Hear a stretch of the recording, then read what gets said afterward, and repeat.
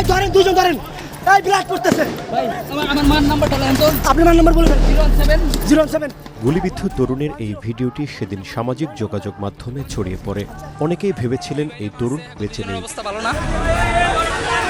দিনটি ছিল ২০২৪ সালের ৪ আগস্ট। জুলাই গণ অভ্যুত্থান তখন তুঙ্গে। সেদিন রাজধানীর মিরপুর ১০ নম্বর গোল চত্বরের কাছে গুলিবিদ্ধ হন শাকিল আহমেদ নামের এই তরুণ। তিনি নিজেও ভেবেছিলেন হয়তো আর বাঁচবেন না। আমি বুঝতে পারতেছিলাম এই সময় মরে যাব, মরার পর লাশ কী হবে সেটা তো বুঝতে পারতেছিলাম না। এই জন্য সাথে সাথে মাথায় আসে যেন বাসার নাম্বারটা বলি, অন্তত যেন লাশটা আমার পরিবার পায় আর কি। অভ্যুত্থানের সময় তিনি রাজধানীর একটি পলিটেকনিক ইনস্টিটিউটের প্রথম বর্ষের শিক্ষার্থী ছিলেন। গুলিবিদ্ধ হওয়ার আগে নিজের মুঠোফোনে বিভিন্ন সময় আন্দোলনের ভিডিও করেছিলেন। এরপর নিজেই গুলিবিদ্ধ হন। সেদিনের ঘটনার বর্ণনা দিলেন শাকিল। সবার সামনে থেকে গুলিটা আমার এখান থেকেই লাগে, এখান থেকে লাগে, সাথে সাথে আমি আর কি শরীরে যতটুকু শক্তি ছিল এটা দিয়ে আর কি চেষ্টা করি ছাত্রদের দিকে যাওয়ার। তো ওইখান থেকে আমি দৌড় দিই, এখান থেকে দৌড় দিয়ে এই পর্যন্ত আসি। আসার পর আমি আর শরীরে শক্তি পাচ্ছিলাম না আর কি, মানে চোখ টোক বন্ধ হয়ে যাচ্ছিল। তখন এক বড় ভাইয়ের কাঁধে হাত দিয়ে বলি, ভাই আমি পড়ে যাচ্ছি। তখনই আর কি বাকিটা ওনারা ৩-৪ জন মিলে আমাকে ধরে নিয়ে আর কি। আহত শাকিলকে চিকিৎসার জন্য বছরখানেক অন্তত ৬টি হাসপাতাল ঘুরতে হয়েছে। প্রথম দিকে চিকিৎসায় সরকারি সহায়তা পাননি, তবে পরে সরকারিভাবে চিকিৎসার সুযোগ মেলে। গত বছর সরকারিভাবে থাইল্যান্ডে চিকিৎসার জন্য যান। সেখানে থাকেন ৬ মাস। তবে ভোগান্তি শেষ হয়নি এখনও। থাইল্যান্ডে যাওয়ার পর থাইল্যান্ডের ডাক্তাররা আমাকে দেখে এবং দেখে বলে যে তোমার একটু সিরিয়াস আছে, কিন্তু আশা করি এটা সম্ভব, আমাদের এখানে সম্ভব। তো তারাই আর কি তারা নিজেরা বোর্ড মিটিং করে এবং সিদ্ধান্ত নেয় বড় বড় ডাক্তার দিয়ে কি করা যায়। তো তাদের ওখানে সিদ্ধান্ত হয় আর কি আমার অপারেশন অনেকগুলো লাগবে আর কি। 15 দিন পর পর ছোটো ছোটো অপারেশন করে আর কি আস্তে আস্তে আর কি যেরকম আছে ওরকম করার চেষ্টা করবে আর কি। তো ওইখানে আমার 8টা অপারেশন হয়।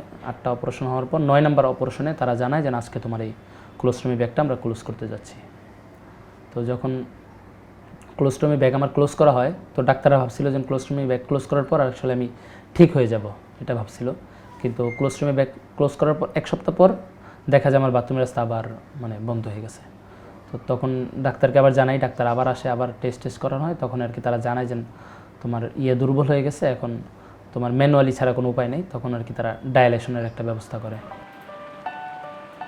শাকিলের বাবা মারা গেছেন ২০১০ সালে। বড় বোনের বিয়ে হয়ে গেছে। বড় বোন ও তার স্বামী নানাভাবে সহায়তা করেন শাকিল ও তার মাকে। চিকিৎসা শেষে শাকিল এখন পড়াশোনা শুরু করেছেন। ভিডিও এডিটিংয়েরও কাজ শিখছেন। ঘরে বসে এ দিয়ে কিছু আয় করেন।